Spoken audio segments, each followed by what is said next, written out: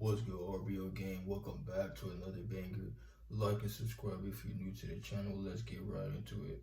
So I seen y'all was rocking with the last video I dropped on how to get dreads with the towel method. So today I got for y'all how to get dreads with the sponge method. Now this is also a method I used when I was first starting off on getting my dreads. So I could tell y'all this was a great method to use when starting off on getting your dreads, you feel me? So now back when I was using the sponge, I used it to the point of no return, so it's long gone, but y'all can follow along with me since I already went through that process and y'all can clearly see where that got me, you feel me? So when you're first starting off with the sponge, you want to make sure you wet your hair. This helps your hair to better twist with the sponge and really get into those sections that you want. Also, you want to make sure you get a wax or gel.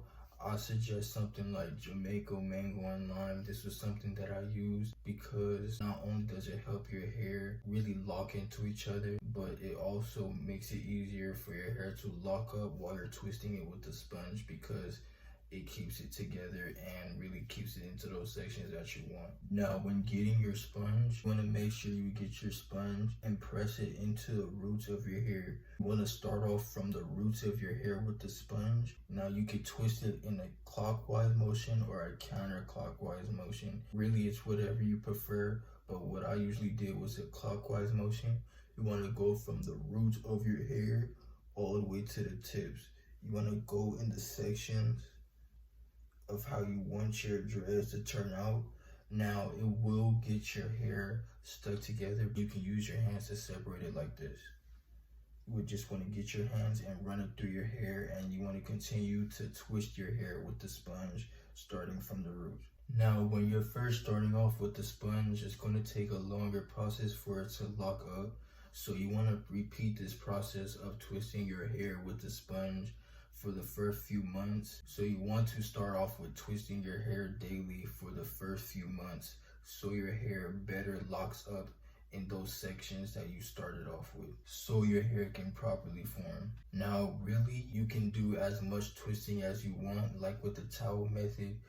That's also another way you can twist your hair, but with the sponge method, you can do as much twisting as you want, but really it's going to take some patience. But this is a really good way to start off. Eventually, you won't have to use the sponge method anymore because your hair will start to lock up and mature. And if you really want to, you can go into free-forming your hair, or you can get it locked up by a loctician into the sections that you want.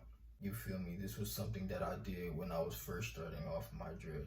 So yeah, RBO gang, twisting your hair with the sponge is a great way to start off your dreads if you want to go into the free forms or semi-free forms. Doing this method will help you get your hair into those sections that you really want, depending on the sponge you use. You can get a sponge from a local hair salon. I'm pretty sure most of them have them. It's very common in the hair stores. But yeah, RBO gang, this is a way that you can go into also retwisting your hair into the section that you really want, depending on the loctician that you have. So this is a quick video for y'all, just teaching y'all how to get dreads with the sponge, you feel me? Let me know what y'all think, and that's basically all I got for y'all, RBO gang. Deuces.